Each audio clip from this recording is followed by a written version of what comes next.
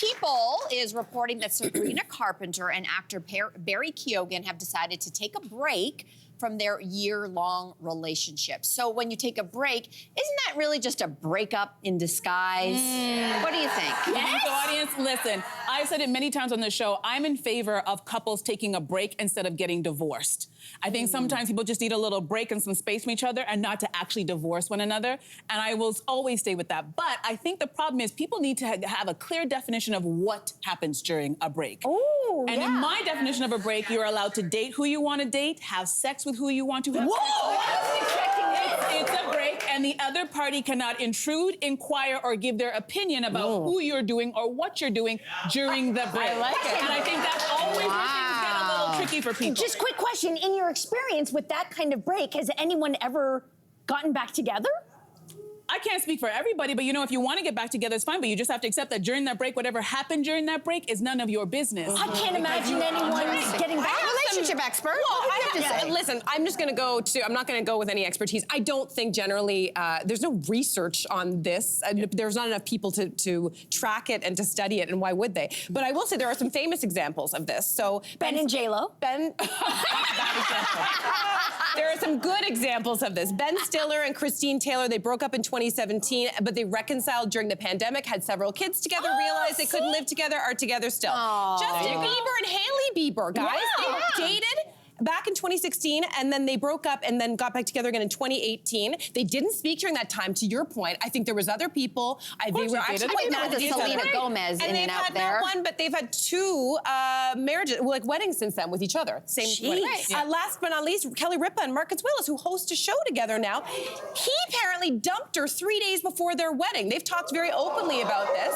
They got back together again. I know, you guys didn't know this. So, success stories. I just don't think there's one rule around this. It can work, it cannot work. Dating rules, it's really interesting because there's also a saying out there that how you get them is how you lose them. And Sabrina Carpenter, I'm a big fan of her music, but there are a lot of things swirling around Sabrina Carpenter. Some people, not me, don't write me, some people calling her a bit of a homewrecker, and that this is maybe a little bit of karma, because if you listen to some of the gossip sites, Barry and her are not taking a break, he's cheating on her.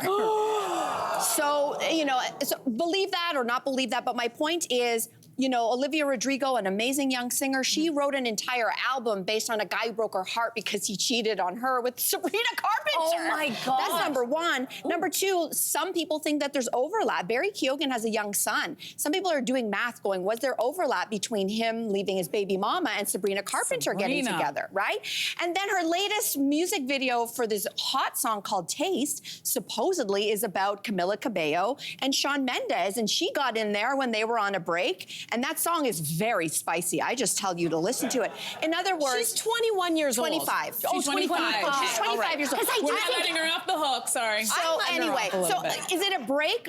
I mean, listen, she apparently cheated on her once. She broke up with him once. They got back together. He's been caught cheating again, and now she's done with him. Okay, here's a question for you. Do you believe? No, no. Do you believe a cheater, once a cheater, always a cheater? I don't know. I don't know. I don't know. End that now. No. Let's put a pin in that, guys, and we're gonna have this discussion maybe tomorrow. That's called a tease in television. Yeah. Okay, I like that. We're going to find a story. To go with tomorrow. Once a cheater, always a cheater. Tune in. Hey, you, come a bit closer.